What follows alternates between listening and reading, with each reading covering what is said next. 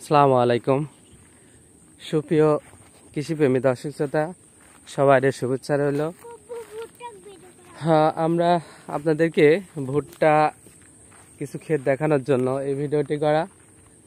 গত বছর একটি দুইটি ভিডিও করেছিলাম ভুট্টা নিয়ে। তখন বলেছিলাম যে আমাদের এই অঞ্চলে ভুট্টার চাষ বাড়ছে, যদি বাজার মোটামুটি ভালো থাকে তাহলে ভুট্টার চাষটা মোটামুটি বাড়বে। তো তখন ভিডিও দিয়েছিলাম মোটামুটি পাবনার ঈশ্বরদীর মোলাডুল থেকে। এখন কিন্তু নাটোরের পাড়ায় গ্রামের দাসগ্রাম থেকে ভিডিওটা দিচ্ছি। তো আমাদের এই অঞ্চলে নাটোর বড়াই গ্রাম এবং চান্দা ইউনিয়নে দাসগ্রাম এবং এর আশেপাশে অঞ্চলগুলোতে আমরা গত বছর থেকে দেখতে পাচ্ছি যে ভুট্টা চাষটা বাড়ছে। গোটা মাঠে বিচ্ছিন্নভাবে অনেকে এই ভুট্টা চাষ করছে, যেটা গত 2 বছর আগে কিন্তু ভুট্টা চাষ এই মাঠে ছিলই না। গত বছর কিছু ছিল, আর এইবার এই সামনে যেটা দেখতে পাচ্ছেন এইটা আমাদের ভুট্টার ক্ষেত। এখানে আমাদের রসুন ছিল, মূলত এই ভুট্টার ক্ষেত দেখতে এসেছি। উপরে এটা আমার চাচার ভুট্টা ক্ষেত। দেখুন, আমরা দূরে যদি দেখি, দূরে দেখা যাচ্ছে বিচ্ছিন্নভাবে ভুট্টার কিন্তু বিভিন্ন ক্ষেত রয়েছে। এই সাইডটাও এই যে বিভিন্ন ভুট্টার ক্ষেত রয়েছে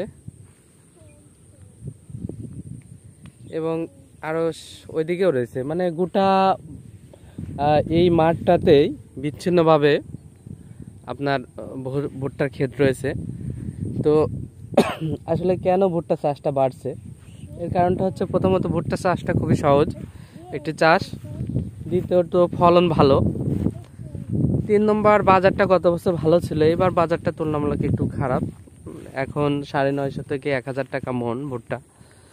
তো যার কারণে হয়তো কিছু কিছু চাষি ভুট্টা চাষে আগ্রহ হারিয়ে ফেলতে পারে। তবে যদি 1500-1300 থেকে 1500 মধ্যে বাজার থাকে তাহলে কিন্তু ভুট্টা চাষটা অনেক আপনার আরও বাড়বে, চাষ হবে। তবে ভুট্টা চাষটা হওয়া দরকার। ভুট্টা খুবই পুষ্টিকর একটি খাবার, মানুষের জন্য যেমন খাবার তেমনি গো খাদ্য পশু পাখির জন্য কিন্তু খুবই পুষ্টিকর খাবার। গমের চাইতে কয়েক ধরনের পুষ্টি উপাদান বেশি আছে, শর্করার পরিমাণে বেশি আছে। তো আমরা আসছি ভুট্টার ক্ষেত দেখতে এবং এখানে কিছু কাঁচা ভুট্টা নিয়ে যাব পুড়িয়ে খাওয়ার জন্য। তো বিভিন্ন জাতের ভুট্টা এখানে চাষ করা হয়। আপনার সিনজেন্টা কোম্পানির থেকেও ভুট্টা চাষ করা হয়, নবাব জাতের চাষ করা হয়, আরও বিভিন্ন আছে। তো আমি ভুট্টার জাত সম্পর্কে খুব বেশি অবশ্য জানি না, 2-3টা জানি।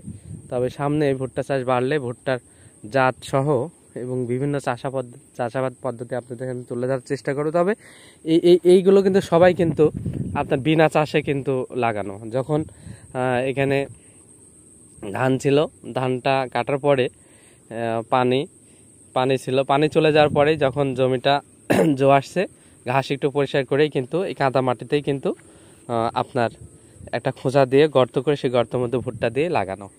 মানে যেভাবে আমরা রসুন লাগিয়েছিলাম, পানি চলে যাওয়ার পরে কাদাতে আগাছা একটু পরিষ্কার করে আমরা রসুন যেমন লাগিয়ে দেই, ভুট্টাও ঠিক ওইভাবেই, শুধু একটু খোঁচা দিয়ে একটু গর্ত করে লাগিয়ে দেওয়া বিনা চাষে। এই জন্য পরিশ্রমটা আরও কম, এই জন্য চাষ কিন্তু বাড়ছে। এবং সবচেয়ে বড় কথা, দিনকে দিন কিন্তু ওই বিনা চাষে ফসলগুলো কালচারটা আমাদের দেশে বাড়ছে। এটা কিন্তু খুবই আশাজনক একটি ব্যাপার। তো সুপ্রিয় দর্শক, ভিডিওটি এখানে শেষ করতে চাচ্ছি। ভুট্টা নিয়ে আমরা আরও ভিডিও সামনের দিনগুলোতে করব, সেই আশাবাদ ব্যক্ত করি। আমরা ঢেঁড়স নিয়ে ভিডিও একটা করেছি। তো এই যে দেখুন, এদিকে কিন্তু ঢেঁড়স আছে। আসলে মাঠ জুড়ে এখন আমরা 2টা ফসলই দেখতে পাচ্ছি, একটা হচ্ছে ঢেঁড়স আর একটা হচ্ছে ভুট্টা আমাদের এই মাঠে। আর অন্যান্য যে ফসল ছিল, আপনার গম ছিল, তারপরে হচ্ছে আপনার কিছু খেসারি ছিল, আর অন্যান্য যে চৈতালি ফসল ছিল সেগুলো কিন্তু অনেক আগেই মাঠ থেকে উঠে গেছে। এখন শুধু ভুট্টা আর ঢেঁড়স বা ভেন্ডিটা রয়েছে। ভুট্টাও এখন প্রায় ওঠার পথে। বা এটা কিসের গাছ? ভুট্টার গাছ। এ ভুট্টা কি করে?